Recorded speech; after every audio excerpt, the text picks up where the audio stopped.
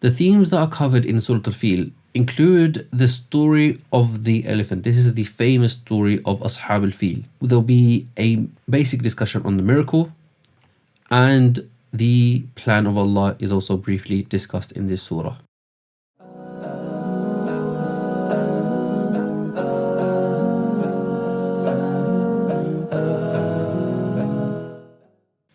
Surah Al-Fil was revealed in Mecca. As for the story, now this is the famous story that occurred before the birth of the Prophet ﷺ.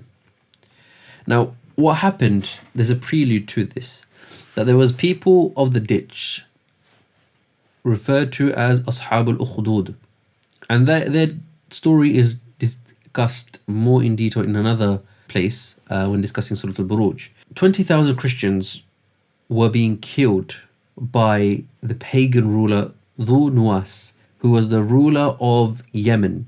He was a pagan ruler, and he decided to create a ditch, fill it with fire, and burn all of the Christians, the 20,000 Christians that were there. And these Christians were the ones that were upon the haqq. Before Islam came, they were upon the truth, and they were firm believers in Allah subhanahu wa ta'ala. And their faith showed that they were thrown into the ditch. One man escaped, and he fled from Yemen all the way north to Sham. And he fled to Sham because the Caesar was there, the Roman emperor. The Caesar of the Roman emperor was there. And so the Caesar, upon hearing that Christians, and remember the Roman Empire was a Christian-based empire. Upon hearing about this, he sent a letter to Najashi of Abyssinia, present-day Ethiopia, the Negus, and he asked him to handle the matter. So Najashi sent 2 governors to Yemen, and they were Ariyat and Abraha, and they conquered and they ruled to the extent where Dhu Nuwas was drowned. The way he died was that he was drowned to death. And so Ariyat and Abraha were given rulership of Yemen. So Yemen now came under the Roman Empire. And so when 2 people are in leadership, they're gonna collide. And they were powerful, strong-minded men. And so they would have arguments and quarrels, to the point it got to an extent where they said, let's have a duel to the death. And so that's what they agreed. And they decided to have a duel to death in a certain place where there was no escape. It was do or die. The victor will rule Yemen. And so Ariyat got his sword and he cut Abraha. And Abraha was about to be defeated. But then a cheap shot from the security guard of Abraha, who came and killed Ariyat, and so Abraha became the ruler. Now when the Negus heard that they were fighting and they had this fight to the death, the Negus was not happy. And so Abraha started to get scared. The Negus warned him and said, I will grab you by your forelock and rub you in the dirt. So Abraha sent gifts to soften the Negus. He sent a clipping of his hair and he sent some soil. Why? And in the letter he mentions that, so that you don't fulfill your promise, I've attached hair from my forelock and I've attached the soil of Yemen, so you can stamp on it so that you don't break your oath. And he also informed that we'll build a large church. And so the Negus, hearing about this, he was happy and he let him continue.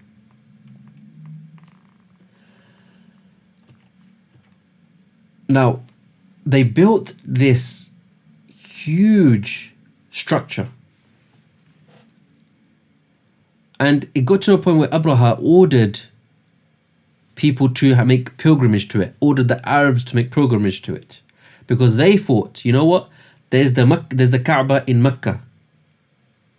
There's the Kaaba in Mecca, and people are fleeing from all across the globe, all across the land, different lands, and are making pilgrimage there. But the people in Mecca, they're mushrikeen, they're people who are worshipping idols. So we are Christians. So we are more closest to the truth. So they should abandon that and they should make pilgrimage here.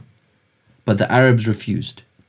And they were so insulted that one Qurashi, one person from the Quraysh tribe, he actually went to the church, defecated, relieved himself inside the church, and left. And Abraha was enraged. Abraha said, that's it, we're going to gather an army immediately, we're going to march to Mecca, and we're going to pull the Kaaba apart. And so that's what he did. He had gathered the army, and they were marching and marching, and in different places the Arabs fought back. In Yemen, there was a person called Dhu Nafar. He gathered his tribe. And Dhu Nafar was the chief and leader of his tribe. So he tried to fight them, but his tribe was defeated, and Dhu Nafar was taken as a prisoner. Then they reached a place called Khath'am, and the leader was Nufayl bin Habib. And they fought, and they died. And Nufayl bin Habib was taken as a prisoner, and he was also made to be a guide, to guide them towards Hijaz. And then they went to Ta'if. Now the people in Ta'if were afraid about their worshipping of their idol. And so they tried to sweet talk him and tried to appease him and make him happy. And so Abraha was impressed, and he showed them kindness in return. So the people of Ta'if, as a goodwill gesture, they gave a person known as Abu Righal as a guide, to guide them towards Mecca. And so they're traveling and traveling and traveling until they reach the outskirts of Mecca, in a place called Al-Mughammas. And here they took the animals, the livestock of the Qurayshis, including 200 camels belonging to Abdul Muttalib, the grandfather of the Prophet ﷺ. And then Abraha sent his emissary Hanata al-Himyari to the Quraysh tribe to summon the head of the Quraysh, the chief, the leader of the Quraysh. So Abdul Muttalib came along. Now, when Abraha saw Abdul Muttalib, he was in awe. He had so much respect instantaneously, so that he lowered himself and sat with him. And then he asked, okay, what can I give you? And this is the thing, when there are certain people with awe, they have an effect on somebody. So the Prophet ﷺ had the biggest awe. People would just be amazed by his presence. And Sima would say, certain scholars, right, their awe just, there's something about them that it just affects other people. And everybody can have this, by the way, Muslim and non-Muslim. Yeah. So obviously try to be inclined, or be inclined to those that are from the practicing Muslim. So he asked Abdul Muttalib, what can I give you? And Abdul Muttalib said, I just want my 200 camels and I'll be on my way. And when he heard this, Abraha was not impressed. He says, I thought you were somebody. I was really in awe of you. I've come to destroy your Kaaba, and all you're asking for is a camels? And so Abdul Muttalib replied back to him saying, I am the owner of my camels and I'm worried about them. As for the house has a master, and the master knows best how to protect it. I'm just here for my camels. And so Abraha gave him his camels, and Abdul Muttalib left. And he went back to the Quraysh, and he warned them, saying they're going to come and destroy it. Everybody leave, so that you're not people that are caught up in the crossfire. So everybody leave and go to high ground. And whilst everybody is leaving, Abdul Muttalib went to the door of the Kaaba and held the metal ring around it and made dua to Allah, Ya Allah, protect your house. And then he left. The next morning, Abraha gathered his army, told them to get ready. And Nufayl bin Habib, if you remember from Khath'am, he went to the elephant, the famous big elephant known as Mahmud, named Mahmud, and he whispered in his ear. And he said to him, return safely from where you came from, as you are in the sacred city of Allah. And every time Abraha and his army tried to get Mahmud to face the Kaaba, it would sit down, it wouldn't listen. They tried to poke it, they tried to harm it, tried to force it. Whichever direction it faced, it would get up.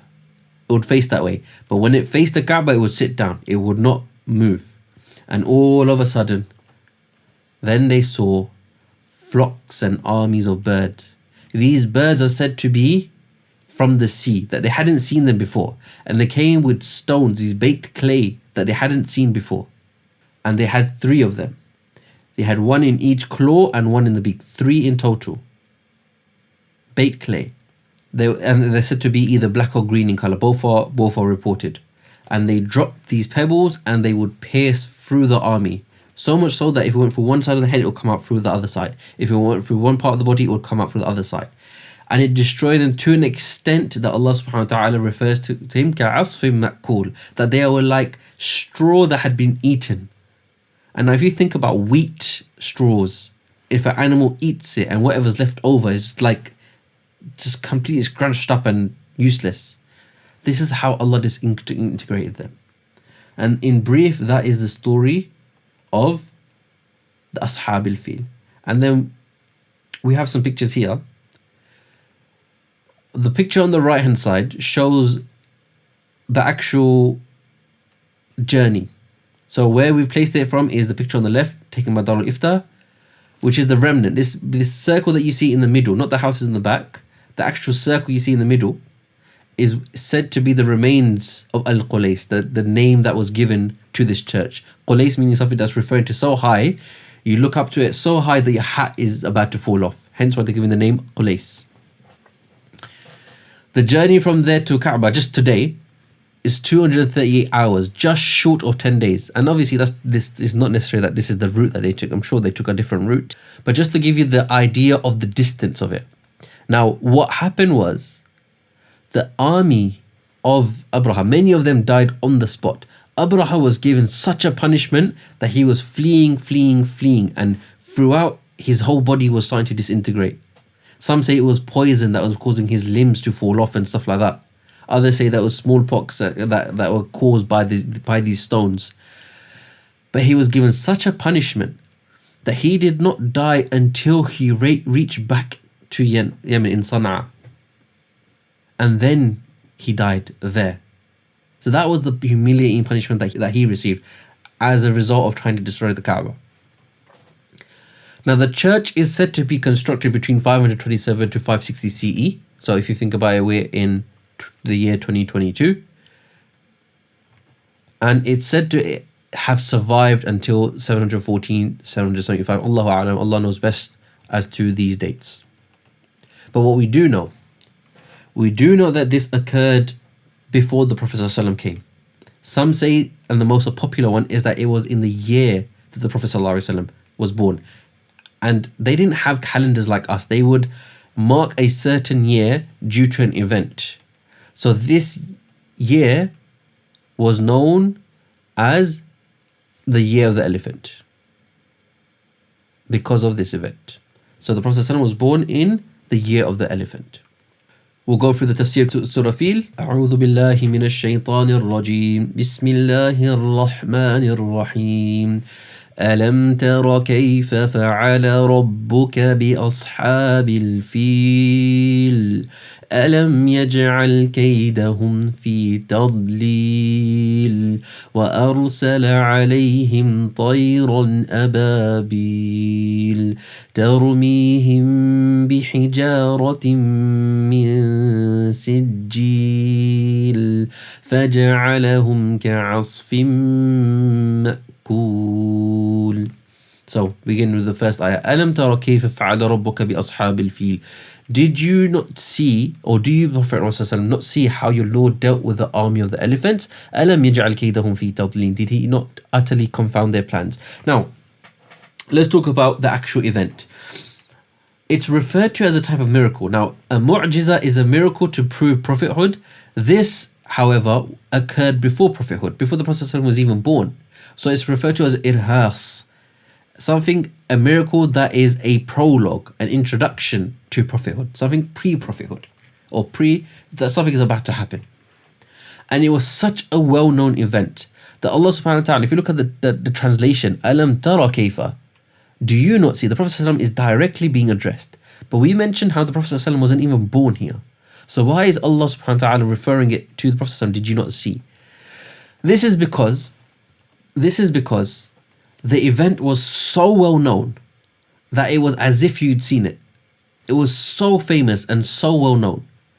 There are even reports that Aisha radiallahu anha and her sister Asma radiallahu anha saw the drivers of Mahmud, two of them, the driver of the elephant, and they had become blind and they had become paralyzed.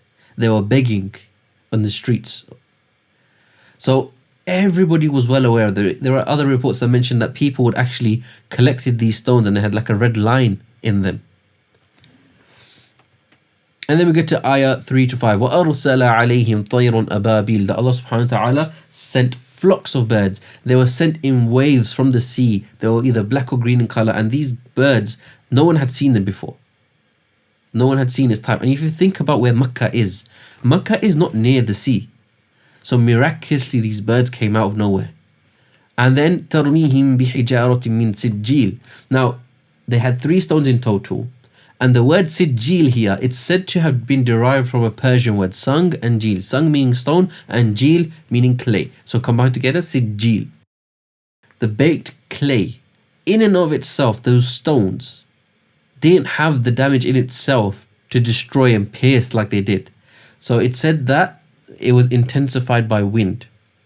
Extra force was added through that. فَجَعَلَهُمْ كَعَصْفٍ مَأْكُولٍ. And they became like crop stubble. Straw remains after eaten by animals. And they disintegrated. And so in summary of Surah Al-Fil, plan. They plan and Allah plans. And Allah is the best of planners. Just like Abdul Muttalib knew that he couldn't destroy the army of Abraha. He left it to Allah. That was the tawakkul. And Allah is the best of planners. Then the miracles. Allah works in miraculous ways. So sometimes you might have an instant, you might want something. Trust in Allah that He will give you that. And so long as it's halal. So you might be after children. You might be after marriage to a spouse. You might be after a certain job. You don't know where it's going to come from.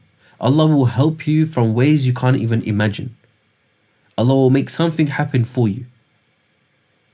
All you have to do is trust in Him and ask from Him.